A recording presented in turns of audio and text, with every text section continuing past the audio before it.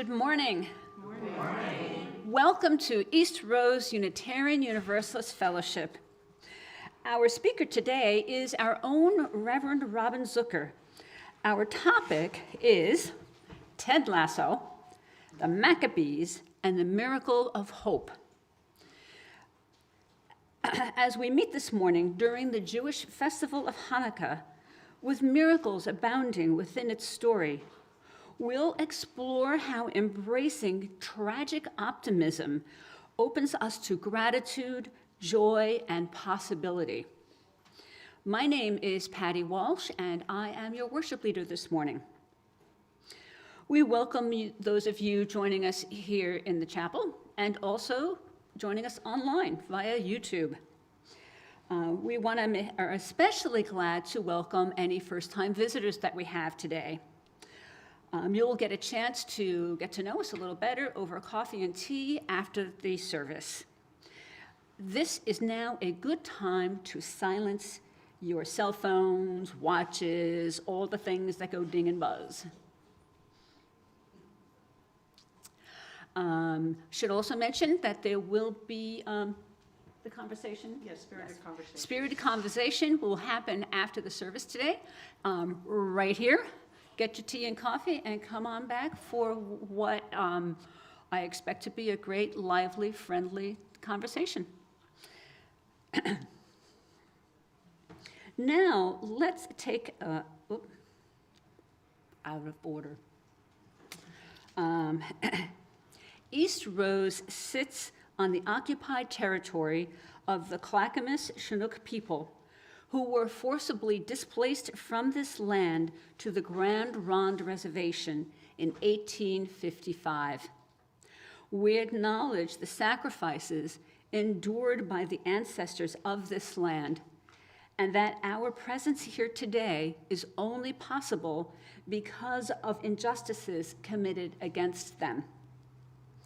We recognize the inherent sovereignty of the Chinook Nation and the Confederated Tribes of the Grand Ronde, who carry on the tradition, the history, and legacy held by their ancestors from time immemorial to this day.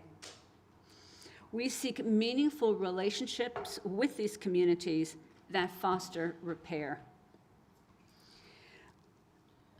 Let us now take a moment to turn and greet each other here today, both in the chapel and online. So first, please stand, face the back of the room, and wave to our friends on YouTube. Next, turn and greet your neighbors and say hello.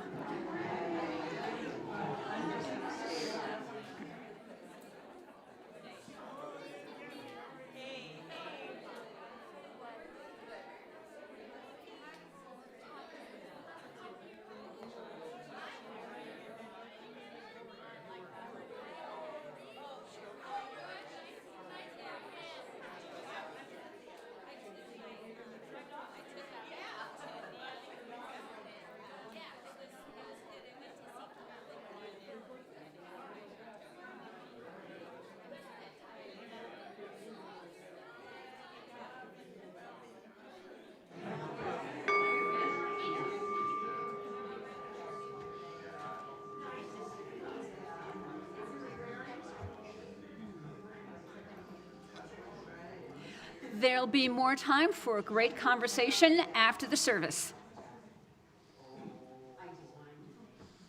For our online guests, if you would like to share a joy or concern during that part of the service, please now enter it in the text, in the chat on YouTube.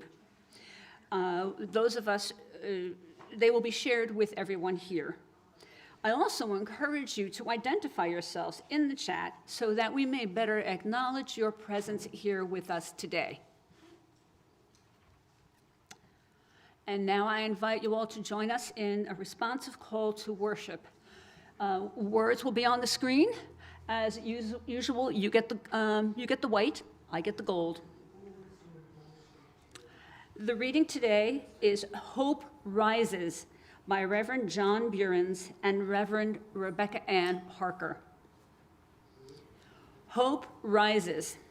It rises from the heart of life, here and now, beating with joy and sorrow. Hope longs. It longs for good to be affirmed, for justice and love to prevail, for suffering to be alleviated, and for life to flourish in peace. Hope remembers. It remembers the dreams of those who have gone before and reaches for connection with them across the boundary of death. Hope acts. It acts to bless, to protest, and to repair.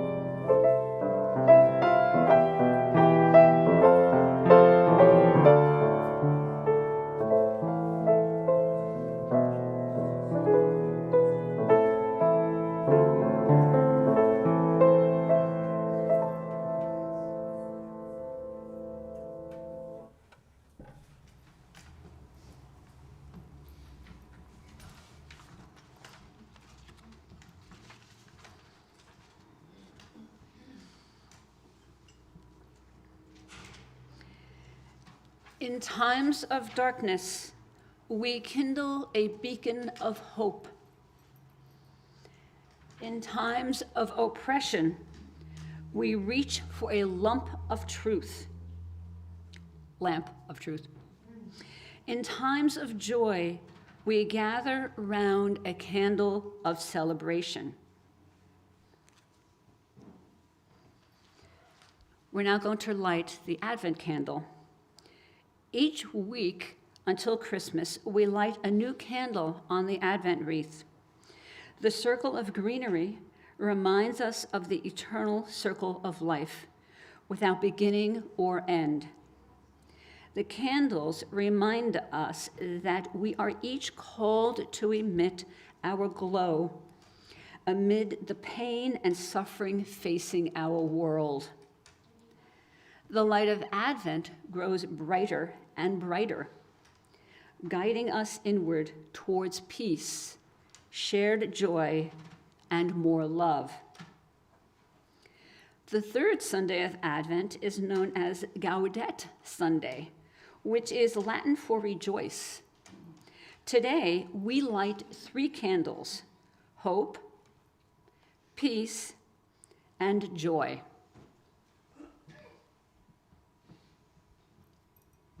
Also, good morning. Good morning. I kind of bungled my knees, so you'll see me on a crutch or a cane for a few weeks, but I'm good. I can light the menorah. So it's the first day of Hanukkah, so we are going to light 1 candle, and then next Sunday we will light up the entire thing. So we take the shamus, or the leader candle, we light that, and the prayer. Baruch atah Adonai, Eloheinu melech haolam, asher kiddushanu b'mitzvoso, v'tzivanu lahadlik ner shel Hanukkah. Blessed art thou, O Lord our God, King of the universe, who gave us our commandments and commands us to kindle the Hanukkah lights.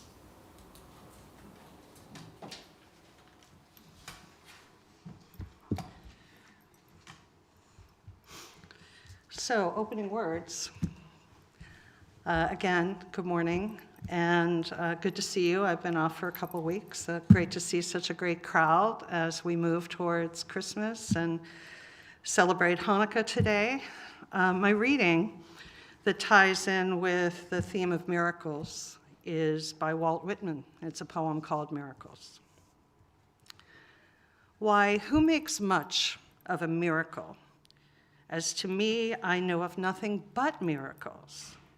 Whether I walk the streets of Manhattan or dart my sight over the roofs of houses toward the sky, or wade with naked feet along the beach, just in the edge of the water, or stand under the trees in the woods, or talk by day with anyone I love, or sleep in the bed at night with anyone I love, or sit at a table with the rest, or look at the strangers opposite me riding in a car, or watch honeybees busy around the hive on a summer forenoon, or animals feeding in the field, or birds, or the wonderfulness of insects in the air, or the wonderfulness of the sundown, or the stars shining so quiet and bright, or the exquisite, delicate, thin curve of the new moon in spring. These, with the rest, one and all, are to me miracles, the whole referring, yet each distinct and in its place. To me, every hour of the light and dark is a miracle. Every cubic inch of space is a miracle. Every square yard of the surface of the earth is spread with the same. Every foot of the interior swarms with the same. To me, the sea is a continual miracle. The fishes that swim, the rocks, the motion of the waves, the ships with men in them. What stranger miracles are there? Let's deepen into worship with our first hymn. It's a Hanukkah song, Light One Candle, number 221 in the gray hymnal. Please rise as you are able.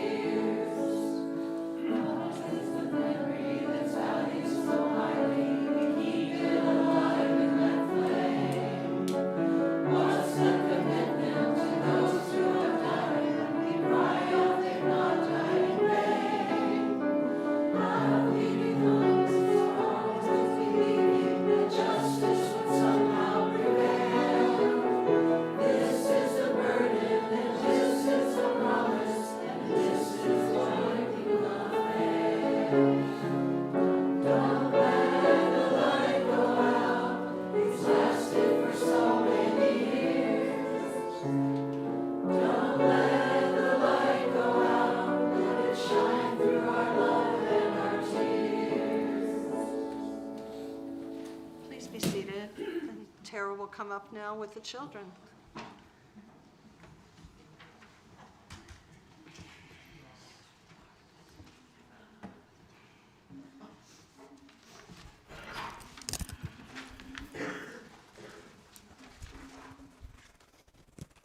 Good morning. In today's story, we'll hear about a girl named Annabelle who finds a box of yarn that by some miracle never runs out. Can you imagine what you could do with that much yarn? Well, Annabelle knit sweaters for everyone in her cold gray town, her neighbors, her family, her teacher, and a whole lot more. Her giving spirit reminds us of our UU value of generosity. We believe in cultivating gratitude and hope, which have the power to change our communities and the world for the better. This is Extra Yarn, written by Mac Barnett and illustrated by John Klassen. On a cold afternoon in a cold little town, where everywhere you looked was either the white of snow or the black of soot from chimneys, Annabelle found a box filled with yarn of every color. So she went home and knit herself a sweater. And when Annabelle was done, she had some extra yarn. So she knit a sweater for Mars, too. But there was still extra yarn. And when Annabelle and Mars went for a walk, Nate pointed and laughed and said, "You two look ridiculous." "You're just jealous," said Annabelle. "No, I'm not," said Nate. But it turned out he was. And even after she had made a sweater for Nate and his dog, and for herself and for Mars, she still had extra yarn. At school, Annabelle's classmates could not stop talking about her sweater. "Quiet," shouted Mr. Norman. "Quiet, everyone. Annabelle, that sweater of yours is a terrible distraction. I cannot teach with everyone turning around to look at you." "Then I'll knit one for everyone," Annabelle said, "so they won't have to turn around." "Impossible," said Mr. Norman. "You can't." But it turned out she could. And she did, even for Mr. Norman. And when she was done, Annabelle still had extra yarn. So she knit sweaters for her mom and dad, and for Mr. Pendleton and Mrs. Pendleton, and for Dr. Palmer, and for little Lewis. She made sweaters for everyone, except Mr. Crabtree, who never wore sweaters or even long pants, and who would stand in his shorts with the snow up to his knees. "No sweater for me, thanks," said Mr. Crabtree. So she made Mr. Crabtree a hat, and even then, Annabelle still had extra yarn. She made sweaters for all the dogs and all the cats, and for other animals too. Soon, people thought, soon Annabelle will run out of yarn. But it turned out she didn't. So Annabelle made sweaters for things that didn't even wear sweaters. Things began to change in that little town. News spread of this remarkable girl who never ran out of yarn, and people came to visit from around the world to see all the sweaters and to shake Annabelle's hand. One day, an archduke who was very fond of clothes sailed across the sea and demanded to see Annabelle. "Little girl," said the archduke, "I would like to buy that miraculous box of yarn, and I am willing to offer you $1 million. "No, thank you," said Annabelle, who was knitting a sweater for a pickup truck. The archduke's mustache twitched. $2 million, he said. Annabelle shook her head. "No, thanks." $10 million, shouted the archduke. "Take it or leave it." "Leave it," said Annabelle. "I won't sell the yarn." And she didn't. So that night, the archduke hired 3 robbers to break into Annabelle's house, and they stole the box and took it to the archduke, who set off across the snow and sailed over the sea, back to his castle. The archduke put on his favorite song and sat in his best chair. Then he took out the box, and he lifted its lid, and he looked inside. Nothing. His mustache quivered, it shivered, it trembled. The archduke hurled the box out the window and shouted, "Little girl, I curse you with my family's curse. You will never be happy again." But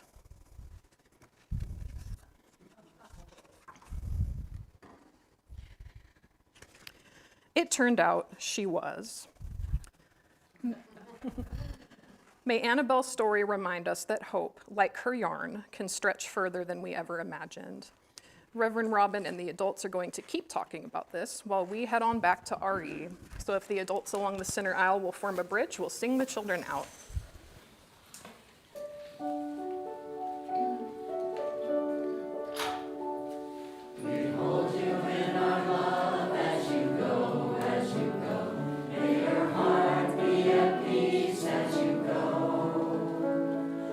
Nurture the spark of your precious light.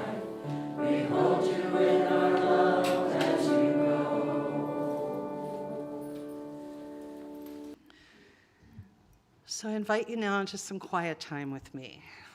And you can begin by putting your feet on the floor and uncrossing your arms, closing your eyes, and taking a big inhale and exhale, just to begin creating spaciousness in yourself, in your mind, your heart, your body, your spirit.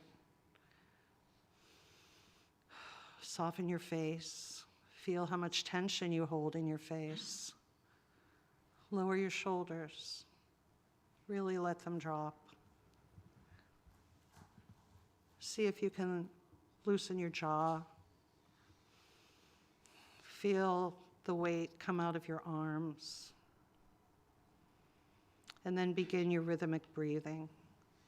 4 beats in slowly through your nose, and 5 or 6 beats out. 4 beats in through your nose, 5 or 6 beats out through your mouth in a rhythm that's comfortable for you. 4 in, 5 or 6 out. Imagining yourself creating spaciousness from the crown of your head to the soles of your feet that are rooted to the ground. Spaciousness of mind, of expression, of heart, spirit. We'll just breathe.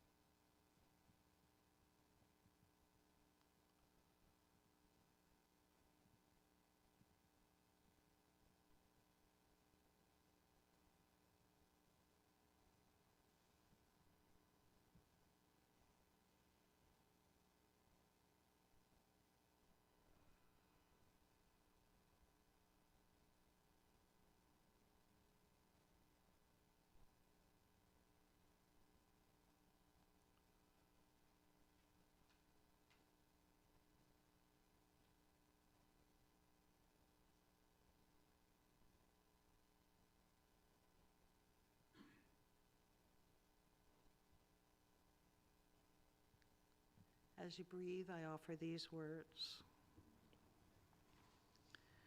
See how the winds have shaped her hands to hold hope. So tenuous, it trembles like a hummingbird's heart. She gently carries hope in a nest in the midst of a maelstrom and tilts it into the bowl of tiny feathers and moss. Hope is so hard to cup. She might need your help when it seeps through the cracks of her fingers. Place your hands like this around hers. Together it can be done. When it hatches, when the nest is no more, watch the wind pick up hope and lay it softly into the welcome of upraised palms.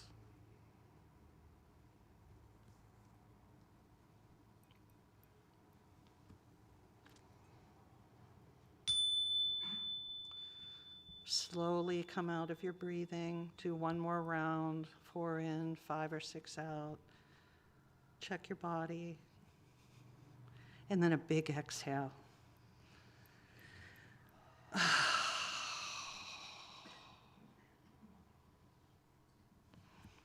We'll remain seated for our spirit song. It's number 123, Spirit of Life. We will sing it in both English and Spanish, and the words will be on the screen.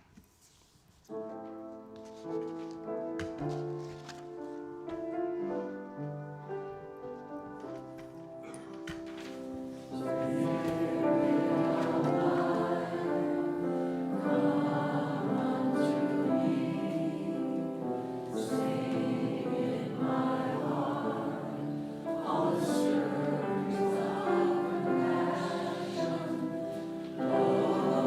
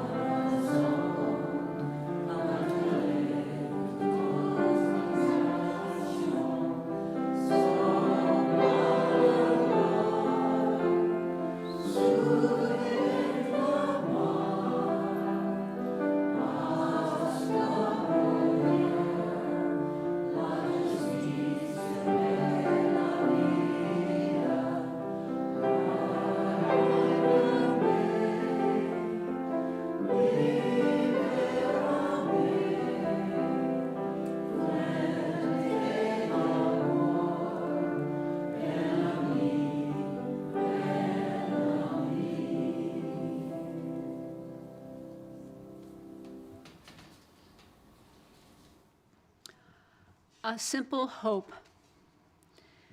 This is a Unitarian Universalist meditation, authorship unknown.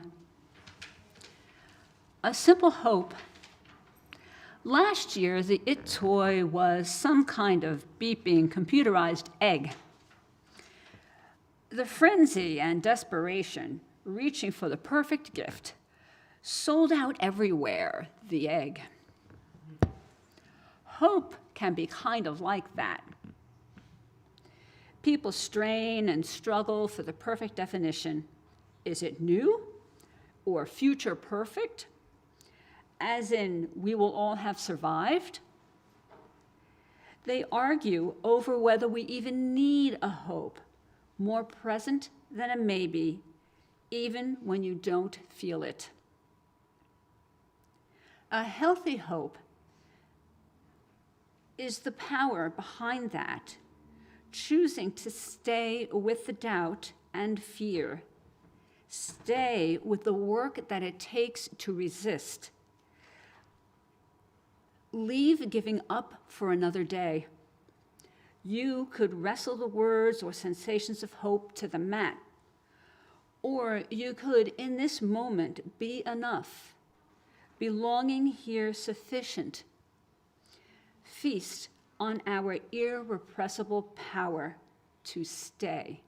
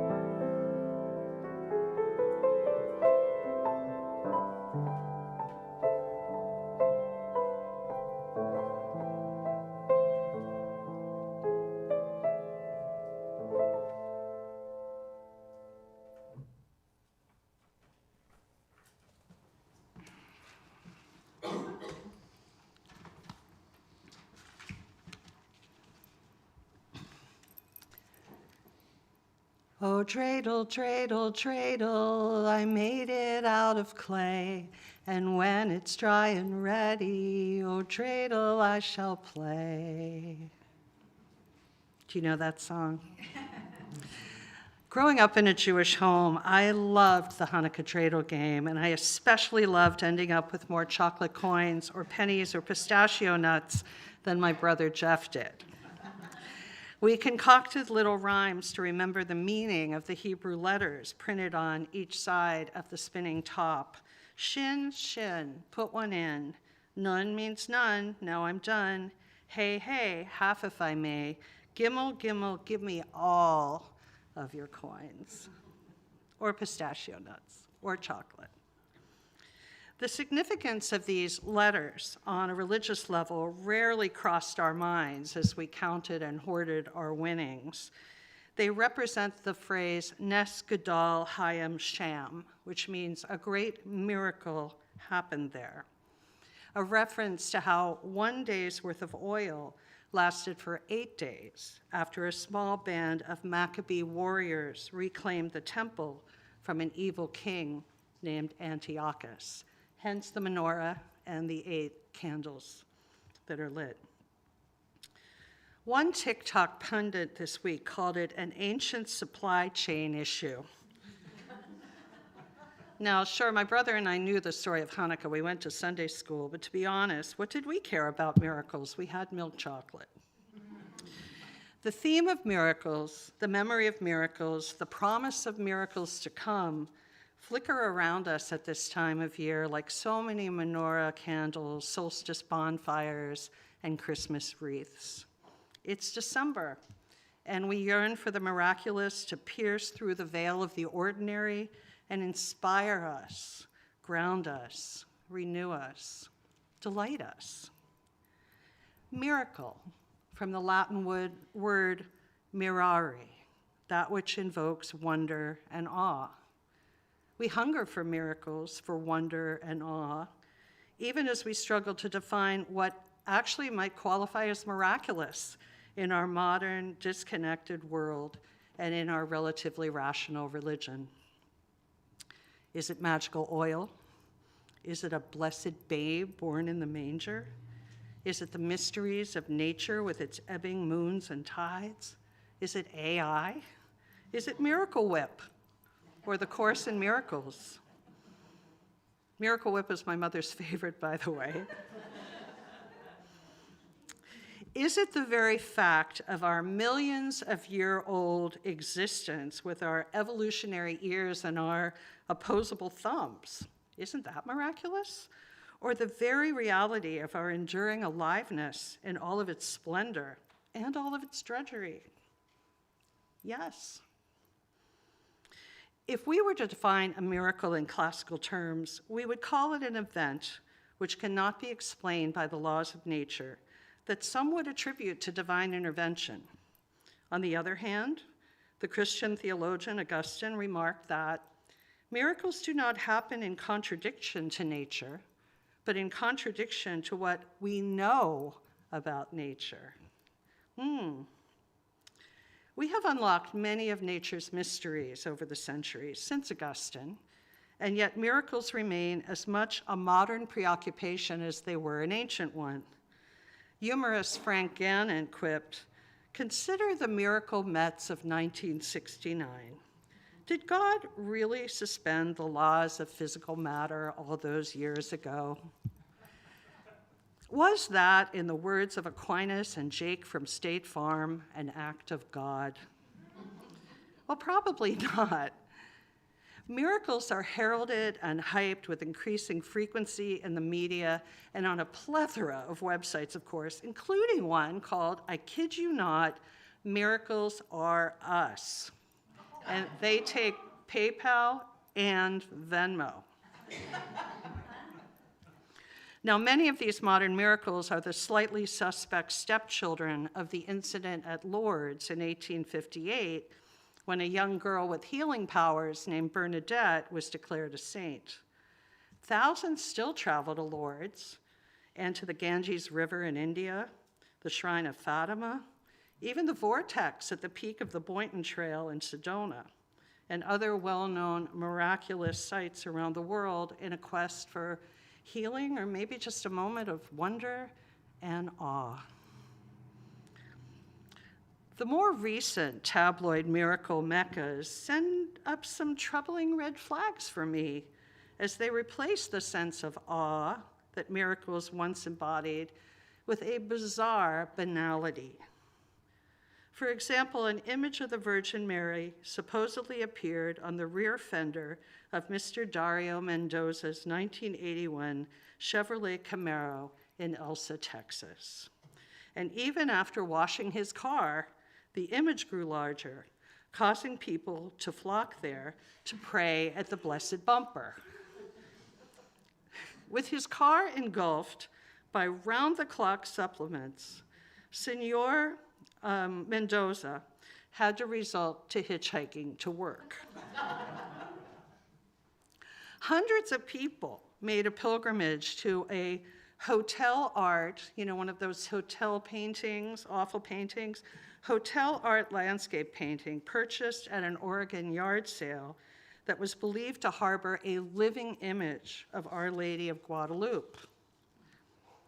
Holy apparitions, and I've researched this, holy apparitions are said to have appeared in flour tortillas, forkfuls of spaghetti, in the bark of a New Jersey blue spruce tree, and on the anterior fur of a dog named Mr. Frisky.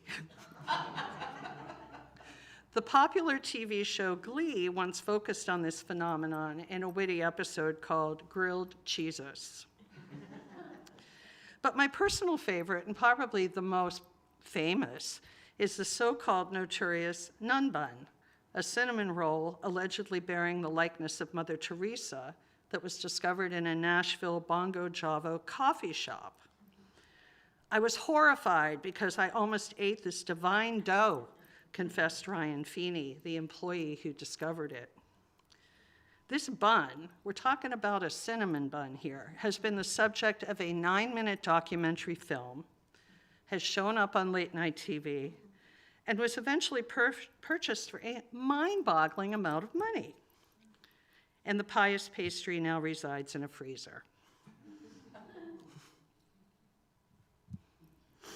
The Reverend James Gill, a priest and psychiatrist who helps the Catholic Church investigate reported folk miracles, views the majority of these claims as either outright hoaxes or a pathetic bid for attention by the religiously confused. So what is this all about? This phenomenon seems to point to a collective yearning for the sacred that is so great, a hunger for meaning that is so unmet, and a disenchantment with mere rationalism that is so profound that some folks resort to exalting pastries and paintings. It suggests to me that while we keep busy trying to locate the miraculous outside of nature, separate from ourselves and our most intimate relationships, and beyond our everyday existence, we end up missing evidence of the sacred and the magical in every cubic inch of space, as Walt Whitman put it. And it begs the question, is life, the very life of life, the very fact that we're here alive and breathing together, is it not the miracle we overlook or undervalue while we are gazing hopefully into fenders? Maybe so. I know of nothing else but miracles, Whitman proclaims with his liberal sensibilities. Many of us mystical humanist types may readily agree, but the ancients believed differently, as we can see in the miracle stories that are found in nearly all of the world's religions. Ancients believed these miracles to be factual events, the hand of God intervening on behalf of his chosen people. This reminds me of the Bible reader and the skeptic waiting for a bus together. And every now and then, the Bible reader would exclaim, "Alleluia, praise the Lord, amen." The skeptic asked what he was reading, and he said, "I'm reading how God parted the Red Sea and let the Israelites go through. That was a miracle."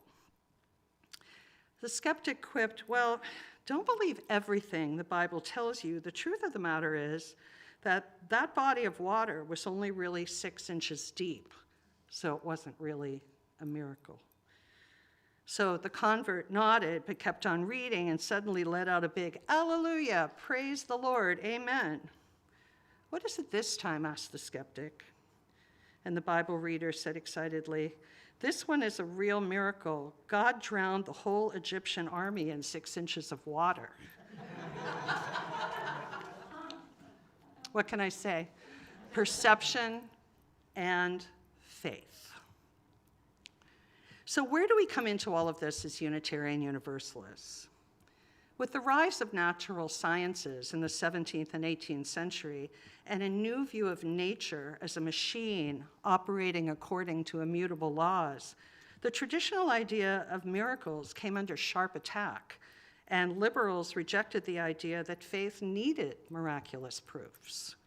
This skepticism about miracles was one of the defining marks in 19th century Unitarianism, landing us in hot water yet again with our more orthodox brethren. In his famed and radical Divinity School address of 1838, the Unitarian minister Ralph Waldo Emerson suggested that miracle, as pronounced by Christian churches, sounded like monster to him, inciting the so-called miracles controversy. Emerson, being a transcendentalist, perceived revelation as ongoing and the self in continuous communion with the sacred and the divine and the miraculous. He embodied the inward search for the sacred and promoted the now very popular notion that the universe is infused throughout with spirit, with divinity, with miracles. One could argue that you'd require a good dose of faith and hope to believe in this understanding of miracles in our weary world, our very weary world. And if we are looking for a role model in today's popular culture, we might not do better than Ted Lasso, the folksy protagonist of the hit Apple TV series with an unexpected 4th season on the horizon. How many of you have seen Ted Lasso? Probably a lot of you. It was very popular. Well, he's from Kansas. He's a Midwestern football coach who has landed in London as the hapless manager of an English football club, the Richmond Greyhounds. Ted, who's exquisitely portrayed by Jason Sudeikis, he's a modern-day Yoda, Will Rogers mashup who offers pep talks like, I don't see the word impossible, I see I'm possible. Or this one, I do love a locker room, it smells like potential. He tells his struggling team, be a goldfish, it has a 10-second memory and it is the happiest creature on earth. When the internet has pages with titles like, the 65 best inspirational quotes from Ted Lasso, you'd be apt to think he's a poster boy for toxic positivity. But once you watch the series, you learn that he's had a lot of hard knocks, as many hard knocks as anyone. There's some very dark passages in his life, suicides and divorces. He has panic attacks and unprocessed grief. Yes, he hates tea, which he calls brown water, and still doesn't understand the English football rule for offsides. But he cheerfully and faithfully bakes fantastic Scottish shortbreads and delivers them in a pink box for his daily biscuits with the boss. But here's the thing. Ted has faith in others, even and especially when they have little faith in themselves. He is endearing, and it turns out not a pie-in-the-sky buffoon at all, but rather a real person who inspires his team by hanging believe signs over their lockers and asking, do you believe in miracles? Hope is a miracle. I believe in hope, he tells them. I believe in believe. When the barmaid, May, warns Ted that it's the hope that kills you, he replies earnestly, no, May, it's the lack of hope that comes and gets you. Ted knows that regardless of whether hope kills you in the end, to give up hope is to die early and by one's own hand. That makes Ted the epitome of something else altogether, tragic optimism. What does this mean, tragic optimism? It sounds kind of like an oxymoron, but it really isn't. The term was first coined by the renowned psychologist and Holocaust survivor Viktor Frankl, who may have secretly commemorated Hanukkah with his fellow prisoners at Auschwitz. Tragic optimism is the opposite of toxic positivity. It involves the search for meaning amid the inevitable tragedies of human existence. Researchers have studied post-traumatic growth and have found that people can mature from challenges, including having a greater appreciation of relationships, increased compassion and purpose, utilization of one's personal strengths, and a greater sense of self-determination. In the words of writer G.K. Chesterton, until we realize that things might not be, we cannot realize that things are. One could argue that the Maccabee warriors in the Hanukkah story were tragic optimists too. There they were, under the thumb of an invading ruler, exiled from their religious practices, greatly outnumbered and ill-equipped, and charging down from the hills to retake and rededicate their temple. they had a purpose, and they believed in believe. And what about us? During this challenging time of coping with a fractured society, we've had to decide whether we will believe in believe, whether we will embrace the miracle of hope together and separately. We've had to find within us the resolve and faith to see the truth of I'm possible, or we're possible, and not impossible when it comes to enduring. Perhaps just being here together in this sanctuary is what Annie Lamott would call a little dusty red wagon miracle.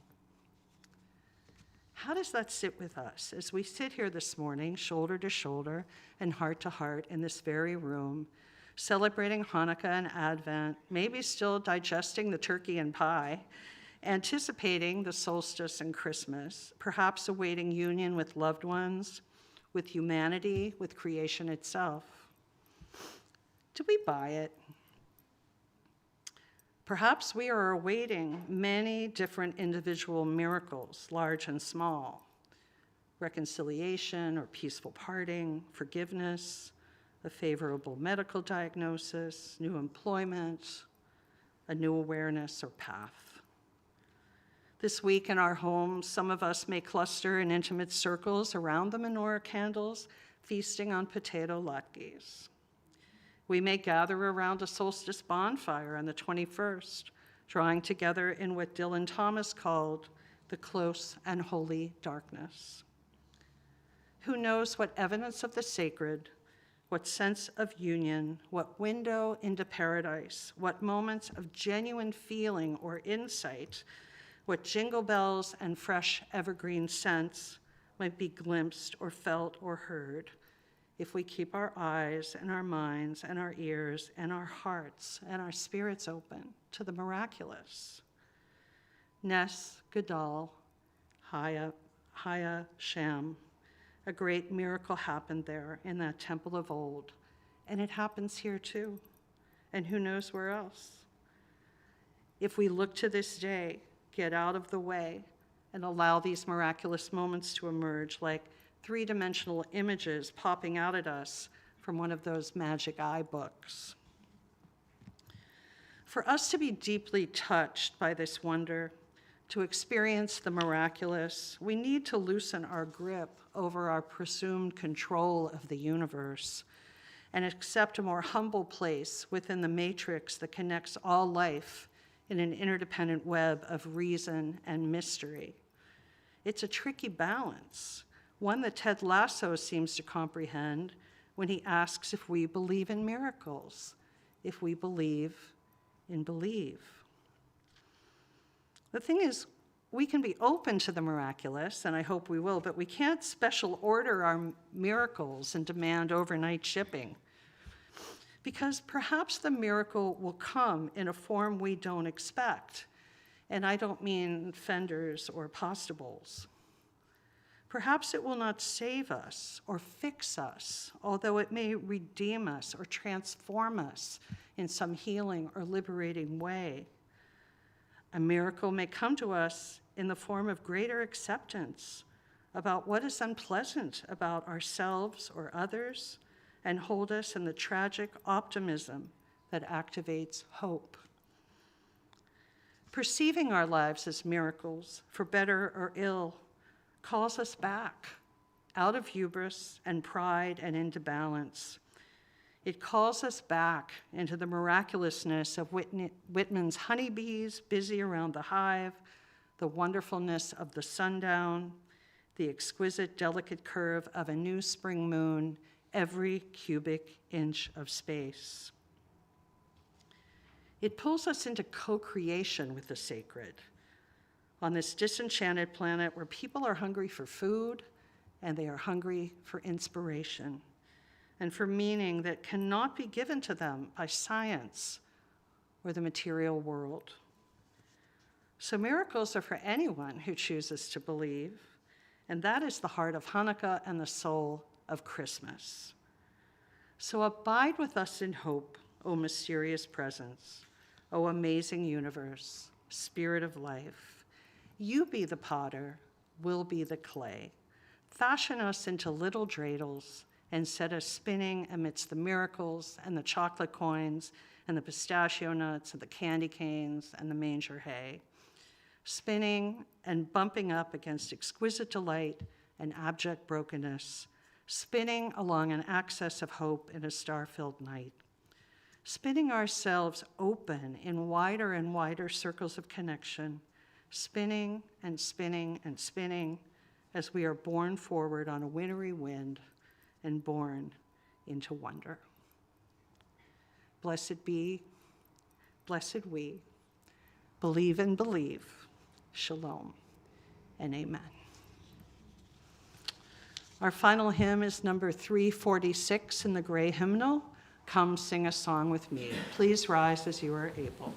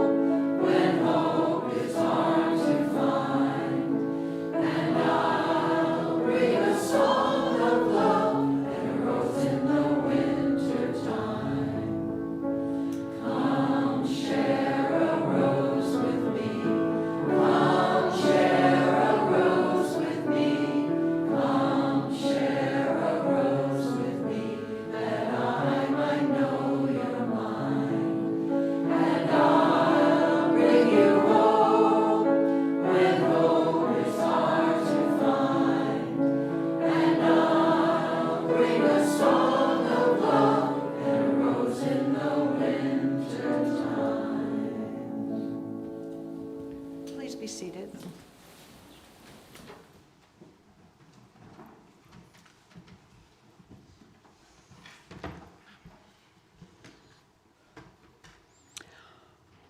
One purpose of church is to encourage all who gather here to,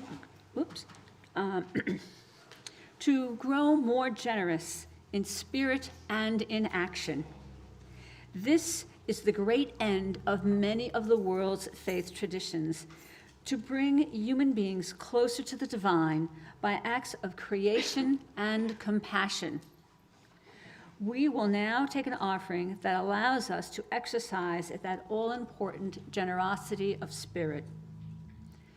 We share half of the money collected each week with a local organization doing good works in this community. Snowcap Community Charities is our Sharing the Bounty partner from September through February. East Rose has a long relationship with Snowcap, as we are one of 25 local churches that founded Snowcap in 1967 to address the needs of East Multnomah County residents. Snowcap helps with food, clothing, personal care items, and needs for infants and hope. we look to deepen our partnership with SNOCAP over the next months. If you are attending online, you may donate by visiting our website or by clicking the donate button, or you can scan the QR code on the screen. If you are here for the first time, we invite you to let the basket pass you by and truly be our guest. The gifts of the congregation will now be most gratefully received. And if I could ask Eric and Richard to help with that.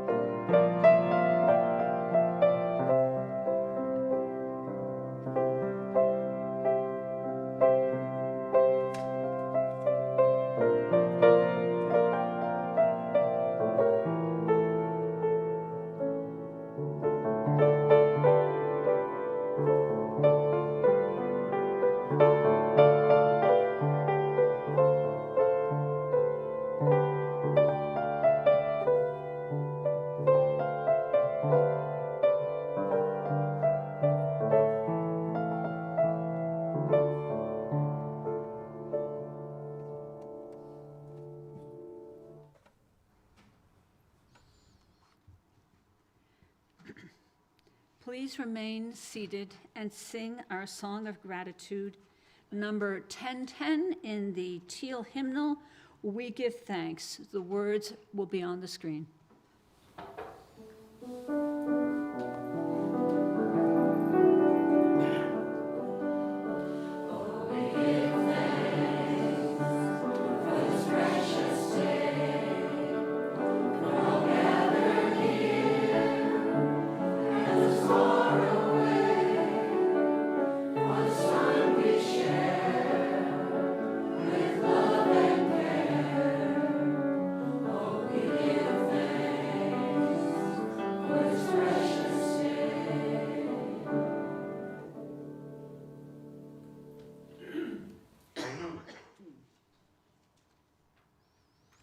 We now extinguish the candle, the chalice, with these words.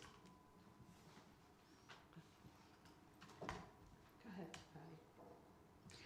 We extinguish this flame to remind us love is the center.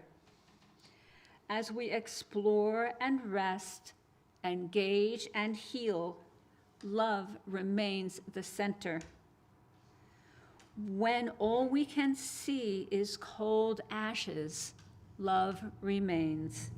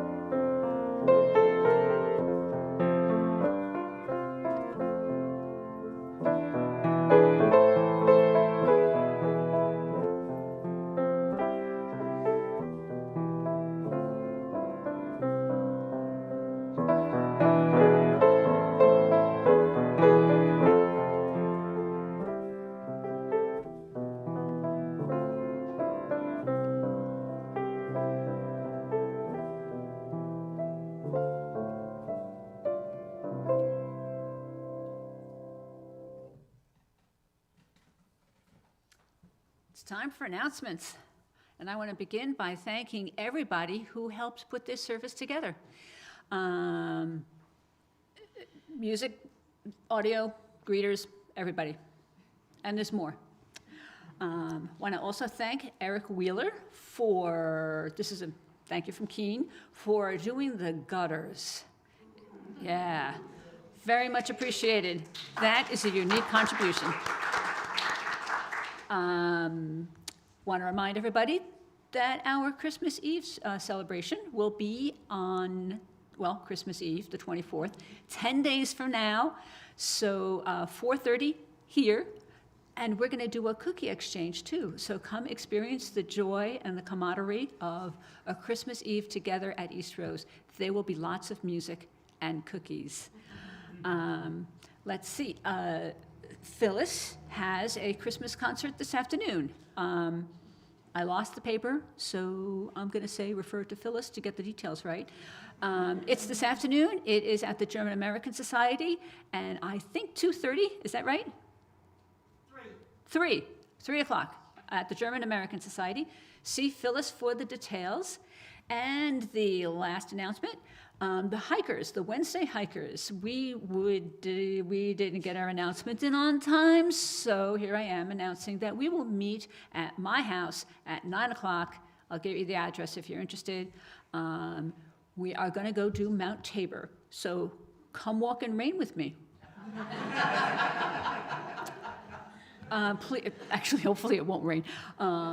So coffee, tea, and spirited conversations.